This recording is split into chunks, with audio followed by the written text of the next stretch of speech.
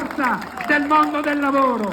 Viva il sindacato, viva CGIL, CISL e UIL, grazie a voi, viva le lavoratrici e i lavoratori, viva i giovani e viva gli studenti.